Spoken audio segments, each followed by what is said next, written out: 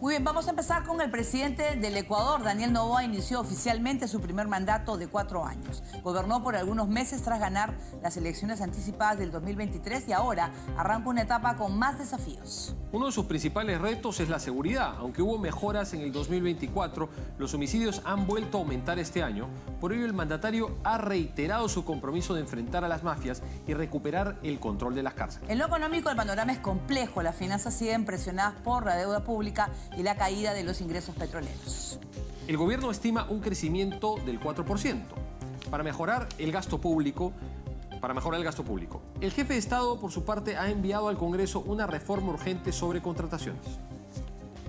En cuanto a su gabinete, Daniel Noboa decidió mantener a la mayoría de ministros, con solo 3 cambios clave, entre ellos el del ministro de Salud. Con la mayoría en la Asamblea y un país en transición, el presidente inicia una gestión que buscará consolidar su proyecto político y responder a las expectativas.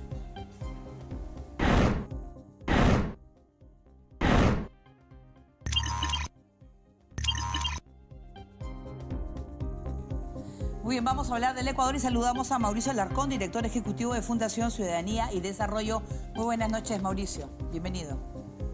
Paola, Jorge, muy buenas noches para ustedes. Un saludo a la audiencia. Un gusto estar acá después de algunas semanas en Geomundo. Así es. Bueno, el domingo se escuchó el discurso de Daniel Noboa. ¿Cómo ha sido a ti para ecuatoriano, como ecuatoriano las palabras del presidente, pues en lo cual dice pues que lo principal y el reto principal que tiene es la seguridad?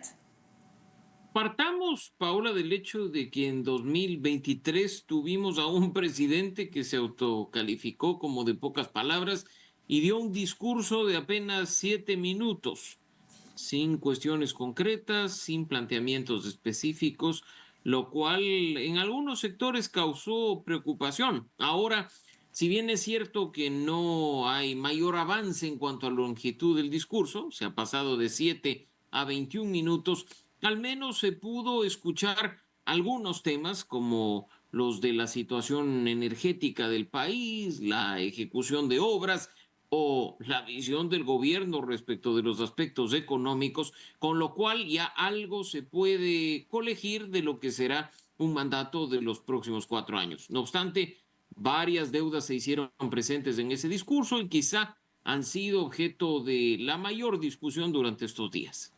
Mauricio, ¿cómo estás? Buenas noches. Ciertamente Jorge, no va a haber luna de miel, porque ya estamos hablando de un presidente que ya estaba en ejercicio y que está... Esto es básicamente una continuación de su primer mandato, aunque en este caso durar 4 años. ¿Cómo está la correlación de fuerzas en la Asamblea? Entiendo que el 90% de las asambleístas pertenecen a 2 bloques, a ADN, que es el movimiento oficialista, y la Revolución Ciudadana. ¿Cómo ves la posibilidad de llegar a consensos sin mayoría para aprobar reformas importantes en la Asamblea? Mira, Jorge, y por supuesto, primero un gran abrazo a la distancia. No es un tema fácil el de la Asamblea Nacional, pues independientemente de que el gobierno hable de una buena relación y de tener una mayoría que viabilice sus cosas, esta ha sido bastante justa. Ecuador ha visto cambios en el legislativo, me refiero en cuanto a su conformación para este nuevo periodo. Se pasó de 137 a 151 legisladores. Por lo tanto, los números mágicos que permiten la aprobación de normas, de procesos de fiscalización o de reformas constitucionales también cambiaron. Ahora la base son 77 de los 151 votos. Y pues en ese sentido hay aún mucho riesgo cuando varias propuestas que han venido desde el oficialismo han sido aprobadas con las justas, con esos 77 votos. Hay retos por delante, producto de 2 proyectos de ley de urgencia en materia económica, uno vinculado a las denominadas economías criminales, otro a las reformas del sistema de contratación pública. Habrá que ver qué pasa al interior del legislativo. No obstante, se espera que al menos por visión de país se pueda obtener un debate de altura y de buen nivel. Mauricio, durante su discurso del pasado domingo, Noboa dijo, un guiño a su vicepresidenta María José Pinto, qué alivio tener una patriota a mi lado, obviamente en clara alusión a Verónica Abad, que ella no estuvo presente. ¿Cómo va a ser el tema pues, de las vicepresidencias? Bueno, mira, Paola, que de los primeros decretos que firmó Daniel Noboa el mismo día en que tomó posesión del cargo, asignó funciones a la vicepresidenta Pinto. Creo que esto es positivo porque primero no la mandó a una misión diplomática lejos, como hizo en su momento con Verónica Abad, sino que le ha asignado una tarea no menor, la de coordinar todo el sector social del gobierno nacional. A su cargo ya no solo estarán los temas de desnutrición crónica infantil, que es la función que tuvo durante este tiempo a propósito del primer mandato, aunque de transición de Daniel Noboa, sino que además deberá estar vinculada a cuestiones de salud, de inclusión económica y social o hasta de embarazo adolescente. Creo que esto es incluso positivo si pensamos que para combatir el principal problema de Ecuador, el de la inseguridad, no basta con salir a dar bala o instalar una agenda securitista, sino que se tiene que trabajar al fondo del problema, es decir, al origen y al origen social principalmente de por qué la región y particularmente el país está como está. Mauricio, ¿cómo ves la proyección internacional de Ecuador? En la toma de posesión del presidente Noboa, pues solamente asistieron dos representantes, bueno, jefes de Estado de dos países, ¿no? La presidenta del Perú y el presidente de Colombia, que son además países vecinos que tienen una densidad de intereses con Ecuador, lo cual es lógico que asistieran. Pero ¿qué piensas sobre la ausencia de otros representantes de alto nivel como jefes de Estado en esta toma de posesión? ¿Qué nos dice sobre la Mira, posición actual del Ecuador? yo creo, Jorge, que quizá el punto de partida ahí es señalar el error comunicacional del gobierno de, en lugar de justificar o hasta explicar las causas de que esto ocurra, decir que al país asistieron más de 70 delegaciones de alto nivel. Delegaciones que en su gran mayoría incluso son las representaciones diplomáticas acreditadas ya dentro del país. Ha sido lamentable que el traspaso de mando, por llamarlo de alguna manera, porque este no ha ocurrido como tal, ha estado con testigos de dos países de la región y más nada, pero hay que comprender que, por ejemplo, una de las causas principales para que esto haya ocurrido es la situación de inseguridad que atraviesa el país.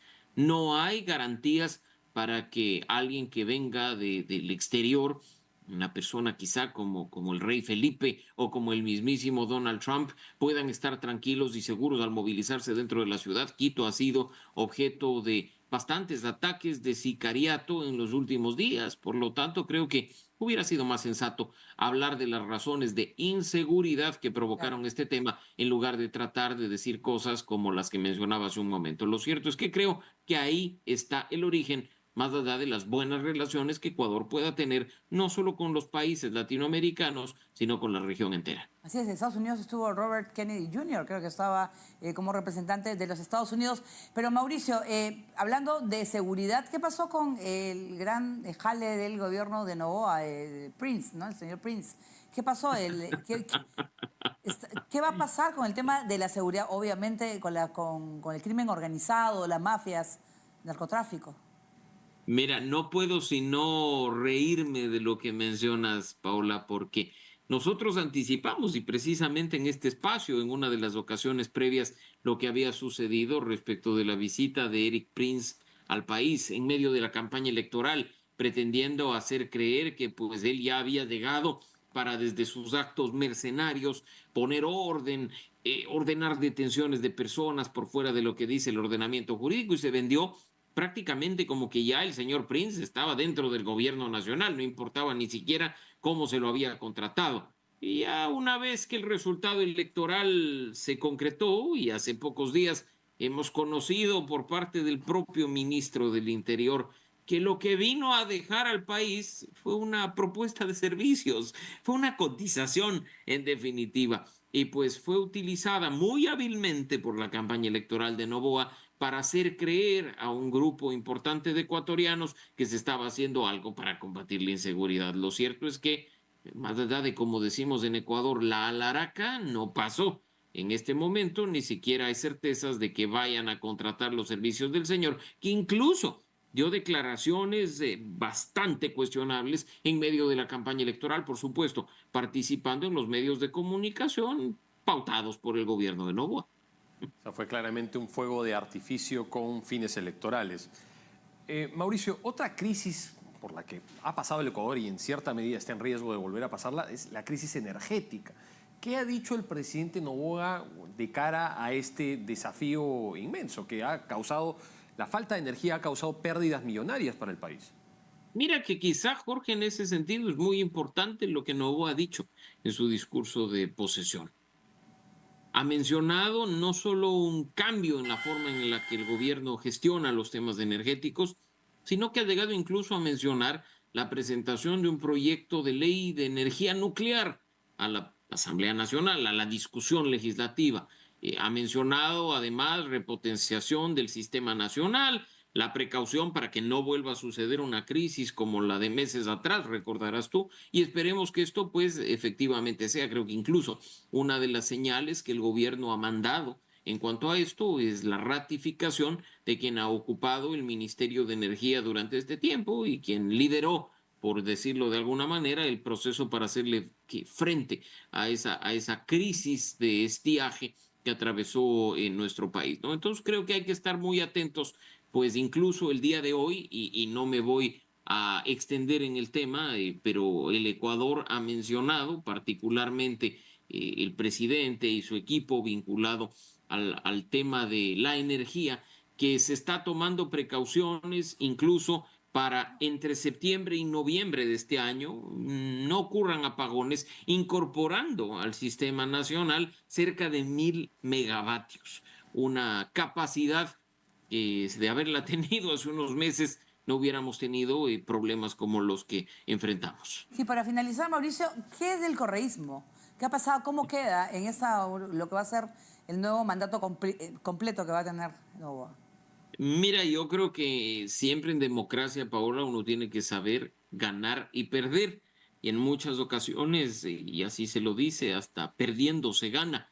No necesariamente, además, deberíamos considerar perdedor a un correísmo que sigue siendo la primera minoría propiamente dicha al interior de la Asamblea Nacional, pero al parecer una crisis interna, desavenencias entre varios de sus líderes, está haciendo que esa primera minoría se haga agua. Mira que incluso, y dejando por fuera el tema legislativo, hace pocas horas se produjo un roce en las redes sociales entre el expresidente Rafael Correa y su alcalde de Guayaquil, el señor Aquiles Álvarez, a propósito de un proceso penal que él está enfrentando.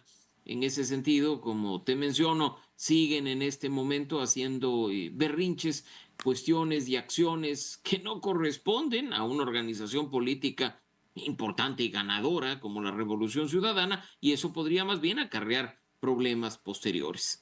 Muy bien, muchísimas gracias pues a Mauricio Alarcón, director ejecutivo de Fundación Ciudadanía y Desarrollo. Gracias, Mauricio, como siempre. Muchas gracias. Gracias a ustedes, un gran abrazo, Paola, Jorge, y que pues a la audiencia de Geomundo una buena noche y un buen resto de semana. Bien, muchas gracias.